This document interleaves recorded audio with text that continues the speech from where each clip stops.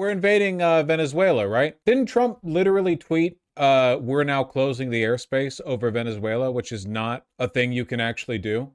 Oh yeah, it was his last tweet. We're back on Twitter, boys. To all airlines, pilots, drug dealers, and human traffickers, please consider the airspace above and surrounding Venezuela to be closed in its entirety. Thank you for your attention to this matter. But there are planes still flying on Flight 24. It really does make you feel like you're watching the death of the empire when the president of the United States can just say this shit and everyone can ignore him. Like, everyone's aware of the fact that he's senile and delusional, so they don't actually have to... Like, as if an entire nation's airspace is going to close because he tweets it, you know? It's pretty fun. Yeah. They already forgot about the Nigerian Christians. It's literally just the last guy to have talked to him.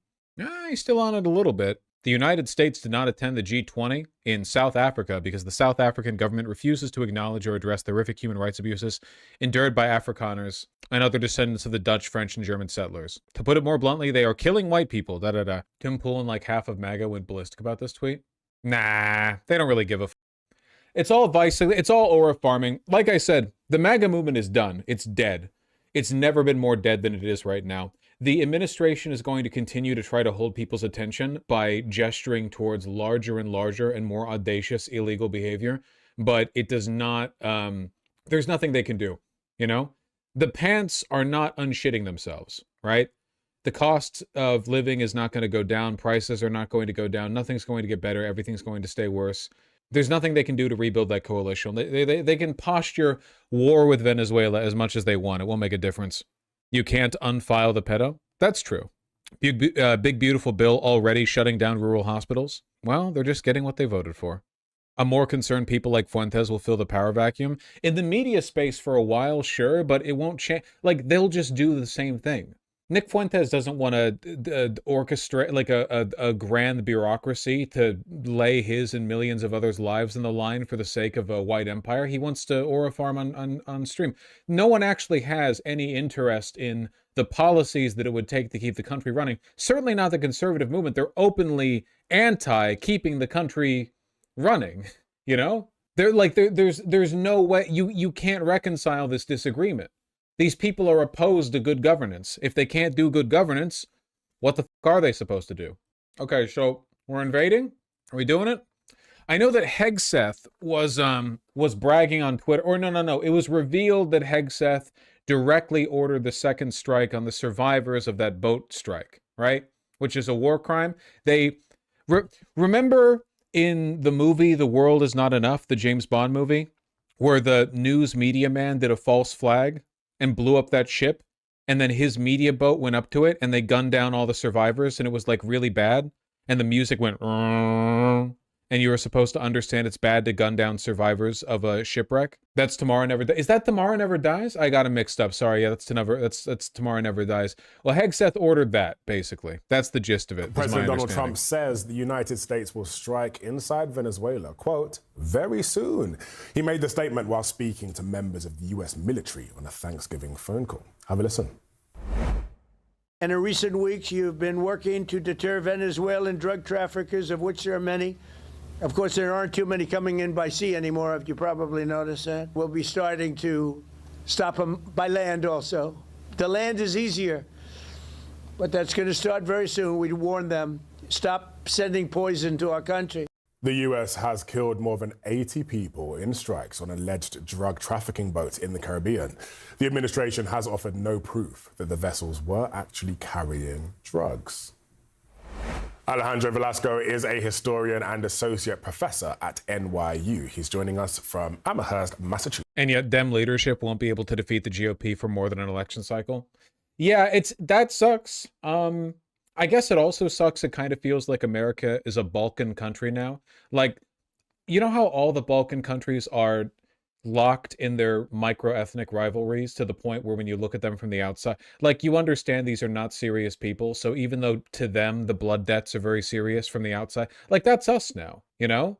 It's like, I'm not saying that America has always been good. It hasn't. I'm just saying that America used to be a little more serious, and now it's not. Now it's like, well, what's the president doing? Oh, I don't know, he's saying South Africa's killing whites and Venezuela's airspace is closed. Is anyone listening? No, but, you know, he said it, I guess. Or just openly doing war crimes. Is anyone going to stop us? Probably not. And I imagine if the Democrats do take over in the next election, they're not going to do anything about it, you know? Like, every member of the Trump administration has more or less openly admitted to doing stuff that is textually illegal. Like, we're talking quick trials here. Are they going to do anything about it? No, probably not. Thank you so much for being here. How are you doing? Good. Thanks so much for having me. Thank you for being here. Let's get into this. All right, with the corpse husband vocal fry on this guy. Okay, we get it. We get it. Says the U.S. is preparing to stop Venezuelan drug traffickers by land very soon. How seriously should we be taking this language? And what does it signal about a possible shift in strategy? That's a great question. The reality is that over the past 2 weeks, what we've seen is very contradictory discourse coming out of the White House and, in fact, other members of the administration. Especially when, like, this is the tone you're taking, man. Like, they just openly talked about doing war crimes. We're very concerned by the contradictory tone taken. Yeah, I get it, okay? Trump already thinks CNN is evil liberal news. You might as well step it up a little bit. We're learning new details about one of those deadly U.S. strikes on alleged drug boats in the Caribbean. Sources tell CNN the U.S. military carried out a follow-up strike on September 2nd after becoming aware of survivors in the water. The sources tell us that prior to the strike, Secretary of Defense Pete Hegseth had ordered the military to ensure everyone on board was killed. People briefed on the, quote, double tap strike say they're concerned that it could violate the law of armed conflict, which prohibits... It does. It's not concerned, and it's not might. It objectively does. It's very unambiguous. It's illegal in like 7 different ways. For one, we're not at war. For 2, no evidence has been provided these people pose a national security threat at all. For 3, even if they did, it's in their territorial waters. We can't just conduct strikes extrajudicially. And in 4, or sorry, international. 4, like there's a million layers to this. And then on top of that, the cherry on top of all of it is you're double tapping these strikes. You're slaughtering the people who survived the first time, you know? Jesus Christ, it's Trump. It's not Israel. Have a backbone. It's the execution of an enemy combatant who is taken out of the fight due to injury or surrender. Now, since September, as you're seeing on your screen here, the U.S. military has carried out at least 21 known strikes on suspected drug trafficking boats, killing at least 83 people. Officials have also acknowledged, though, not knowing the identities of everyone on board before they are struck. And this development comes as President Trump says the U.S. military will soon begin land strikes on alleged drug trafficking networks in Venezuela. I want to bring in Beth Stanner, a CNN national security analyst and former deputy director. It's so important to remember going into this that they have literally no plan. The administration has no... They have no, because people are saying like they want to enrich themselves, but well, of course they do. They want to enrich themselves by deposing Maduro and putting that Nobel Peace Prize winning bitch in charge so that she can privatize the oil. Yeah, I'm sure they'd like to do that, but that doesn't mean they're like planning for it. You know, maybe they pull it off, but for the most part, they're just doing whatever they can tweet about. You know. It's content creator politics. You get exactly the same pace of developments from this as you would from like a Kai Cenat stream, right? Everything is, well, here's the next hotness. Here's the thing holding your attention today. I understand the average, person watching this or engaged by this is either 12 or mentally 12. So here you go. Always a guest, always something going on, always a new development. You understand what I mean, right? Influencer occupied government. Yeah. National intelligence. Thank you for taking the time. I just want to start with getting your reaction to the reporting we have here that double tap strikes were ordered to make sure everybody on board was killed. Right. If this is true, yeah, it's really shocking. Is it? You know, I was thinking about this in the context of Ukraine. And right now, Russian soldiers are being accused of war crimes, and their cases in the International Court of Justice because they're killing prisoners, Ukrainian armed combatants who are prisoners, and they're killing them. That's shocking. I can't believe Russians would do that. Instead of, keeping them as prisoners.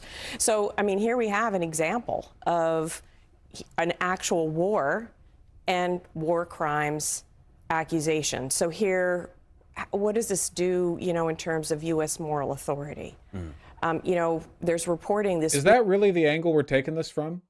Is that what we're most concerned with? Our previously very real moral authority? Speak of Israel, of IDF soldiers killing Palestinian prisoners, Hamas prisoners.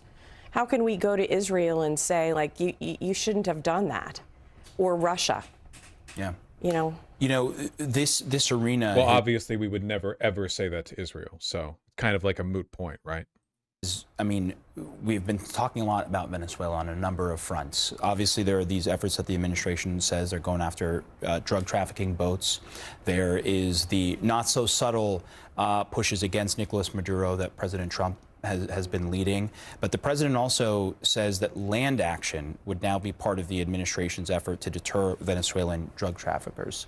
I just wonder what you think about that threshold being crossed here. It's a big threshold, yeah. Right?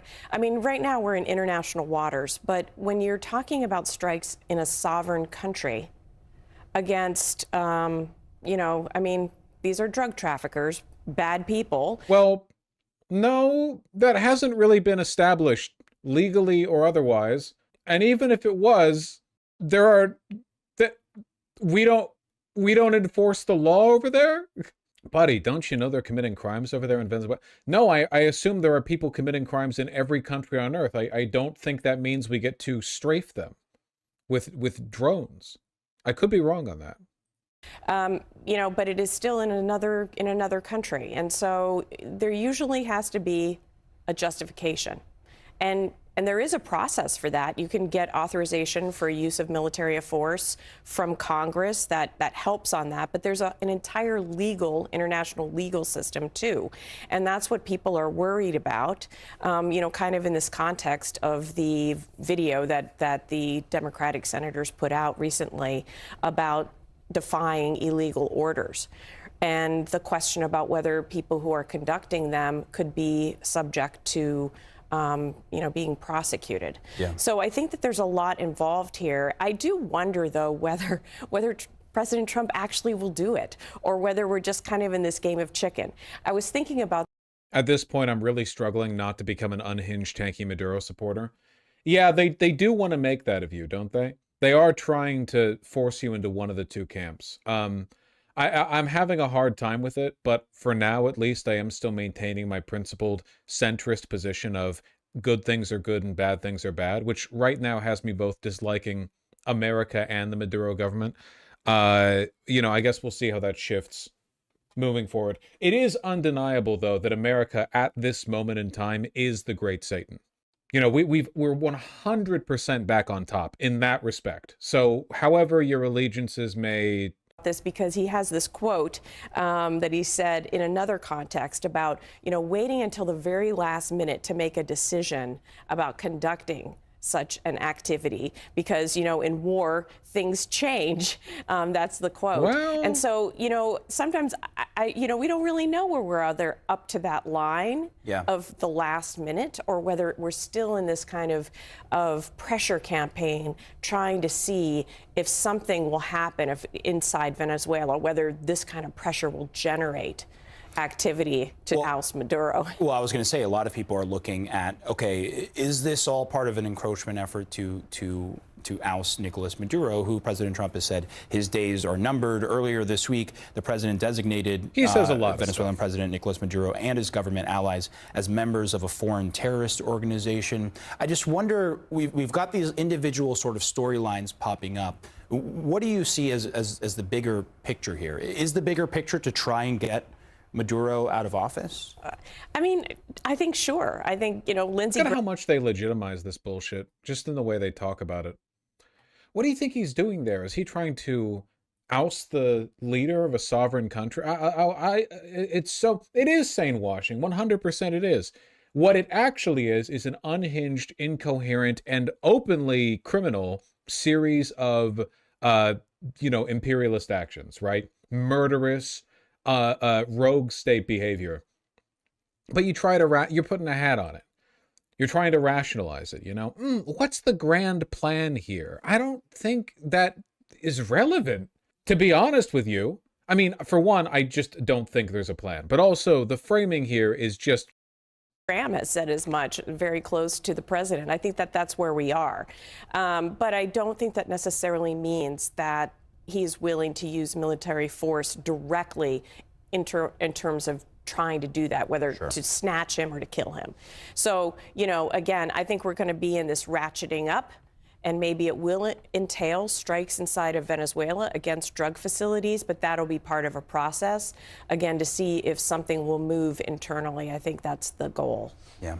Beth Sanner, always appreciate your insight, especially on a story like this. Thanks for being here. Thanks, Omar. Of course. U.S. President Donald That's great. I'm catching up. This one's President only Trump 7 hours is spending ago. the holiday weekend at Mar-a-Lago and on the golf course, and sending a barrage of missives on social media, affecting politics at home and abroad. Beginning yesterday morning, when he declared the airspace above Venezuela, quote, closed in its entirety, amid what he says is a campaign aimed at disrupting drug cartels, prompting Venezuela to accuse Trump of an, quote, illegal and unjustified aggression against their country. Meanwhile, at home, he's taking his It's just Venezuela's opinion that illegally striking boats in international waters, then double tapping them, and then threatening to close the airspace above another country is illegal. It's just that's Venezuela's take on the issue, you know? immigration As a news agency, we have no opinion whatsoever on what is empirically correct, okay? We're only interested in showing you what other people think is true. to a whole new level in the wake of the shooting of 2 National Guard members in Washington, with the suspect an Afghan national. Trump now threatening a host of new measures, halting all asylum decisions, saying he would pause migration from, quote, third world countries, while warning that green card holders from certain countries would have their papers reviewed. And his rhetoric has gotten even coarser. There's a lot to unpack this morning, and I have an excellent panel to break this all down with. Tia Mitchell with the Atlanta Journal-Constitution, CNN's Stephen Collinson, and USA Today's Susan Page. Good morning. Good morning. Happy Thanksgiving belatedly. Really happy nice to see be you here. all here. I want to start with what's happening with Venezuela, because I think that a lot of Americans don't realize what's happening down there. We're seeing the biggest military buildup down there in the Caribbean in decades. And it's not entirely clear what the next steps are going to be. There's been more than 80 people killed in these more than 20 boat strikes that have occurred. The administration says it is about disrupting these cartels, but the buildup is much broader than suggesting a simple effort to try to get rid of cartels. What is this? Is this an effort to try to topple the Maduro government there? Is this a possible war that they're preparing for? Or is it saber rattling? I think one of the reasons why we don't know the answers to that is because the administration hasn't really explained it very well. To your point, it does look like a psyops operation to try and topple Maduro, the president of Venezuela, or to get the generals around him to do it for the United States. The administration... Liberal media is so disgusting. Yeah, I kind of feel like it's never going back either. We're going to get a level of, like, widespread news partisanship that we haven't seen since, there were 3 channels on TV. Like, when a Democrat comes back into office, I guarantee you they're all going to go back to having their own opinions and moral judgments, you know? And the reason for that is because, at the end of the day, all of these networks are run by oligarchs, you know? Christ, look at CBS. Like, basically, all social media companies and essentially all major news networks are directly run by incredibly powerful, incredibly evil people who have more or less completely sold out to the Trump administration. Not because they're afraid of Trump necessarily, but because they like the vision of a world where democracy doesn't get in the way of them doing whatever the they want. So when a Democrat comes back along, all of these CNN panels that before were hesitant to call what was so obviously a war crime are going to instead suddenly find a spine and start attacking the Democrats over every problem they bring up, real or imagined, you know, until a Republican's in office again and they can keep the gravy train running. Nothing less than a full purge of the media infrastructure and social media infrastructure could possibly fix this, and that's just not going to happen. The nation's argument that this is all about drugs trafficking is somewhat curious, because if that was the aim, there might be other places in Latin America where you would start it. The polls, for example, show massive, overwhelming opposition among Americans to a war in Venezuela. A lot of people think it would be incompatible with the president's, foundational belief of no more foreign wars. But this is a very MAGA thing, I think. There's clearly an attempt by the administration to project American power through the Western Hemisphere. That's not new historically, but they're backing all of these populist right-wing leaders through Brazil, Argentina. The president intervened in the election today in Honduras, saying he was going to pardon the former president of Honduras, who was found guilty in the US of drugs trafficking. So that undercuts one of the big rationales. So it's very... Yeah, oh yeah, I completely forgot that I read that. unclear, I think, exactly what the strategic goal is of the administration. And speaking of the polls, as you mentioned, it just the CBS News poll just out recently about whether Americans would favor military action in Venezuela. Just 30%, 70% would oppose. I mean, to Stephen's point, typically when you see a military campaign, there is a buildup, there's a messaging strategy. We saw this with George W. Bush in the Iraq War. There's really been none of that with the Trump administration right now. In fact, an even higher percentage in that poll said the president needs to explain what's going on there. 3/4 of Americans said that. 2/3 of Republicans said they needed to hear more explanation from Trump before moving ahead.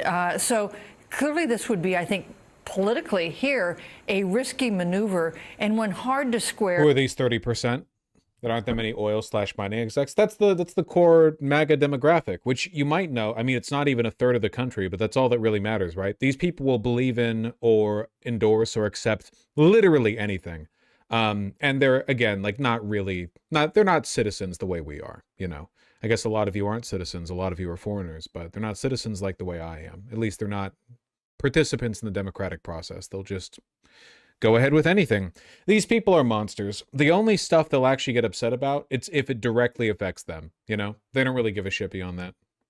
With the pardon he's promised now to a Honduran president who has undergone due process and been convicted, as opposed to the 80+ people who've been killed at sea, who have not gone through due process before being killed by American forces. And there are these questions that are building on the Hill, too, about the campaign that's going on there. Yesterday, we saw the leaders of the House and Senate Armed Services Committee come out and demand answers about a military strike that occurred, a boat strike that occurred in early September, in which Pete Hegseth, the defense secretary, apparently ordered everyone who was on that vessel to be killed. There's some concern about the way that it was conducted that could have violated the rules. Some concern. How well do you have to be paid to lie like this, man? I guess it's not really how much they're paid. It's just how baked they are into the culture and the language and what they are and aren't allowed to go after. Rules of armed conflict. Yeah. It just shows you you don't really see this kind of bipartisan calls for information, investigation, when it's Republicans leading these committees, asking the Trump administration for details. It's bipartisan. It's both the House and the Senate. And I think, we don't have a lot of information even about the 80 people who were killed. And we don't have any, but we have enough information to know it's a war crime. We already have. It was a war. It was literally already a war crime from day one. It strikes on sovereign nationals in international waters. It was already war crimes. We're just piling more criminality onto it. But the little bit that has been reported as media has been digging is that they were relatively low level on, the hierarchy of drug trafficking. They were probably just regular people who were hired to do the transporting, not necessarily the masterminds behind the operation. So again, the question is, if you're just killing the mules, so to speak, does that really affect the operation? Because at the end of the day... Yeah, see, the real problem with what we're doing right now is that we're not doing it effectively enough. If we were striking into sovereign foreign territory to attack the drug lords, then maybe that would be justifiable. But see, my main problem with just randomly striking foreign fishing boats in international waters, then double tapping the survivors, has always been, like, you're going after the small fish, You're going after the little guy. You should be going after the big guy. Then it would be fine. probably the cartels saw them as dispensable as well. So I just think there is so much problematic about these killings, about the buildup, about what the plan is for Venezuela.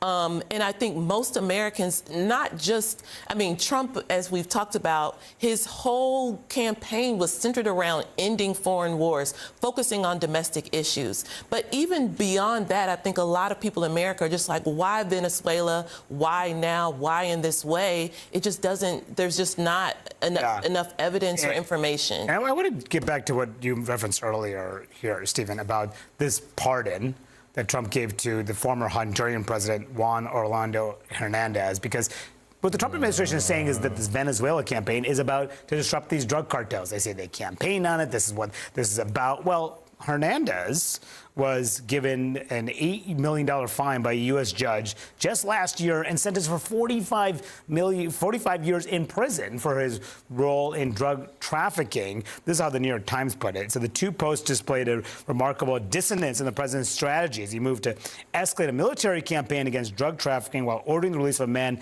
prosecutors said had taken, quote, cocaine-fueled bribes from cartels. It goes on to say prosecutors said that Mr. Hernandez for years allowed bricks of cocaine from Venezuela to flow through Honduras en route to the United States. Trump said in his pardon about why he did it, he said in Truth Social, he said, many people Manufacture consent slop. I wonder what it means to manufacture consent in a world where it doesn't even work and the only people who listen are Trump sycophants, but it doesn't matter because the entire media class is operated and owned by people who are also Trump sycophants. Like, you're not really manufacturing consent, right? What you're doing is manufacturing nihilism.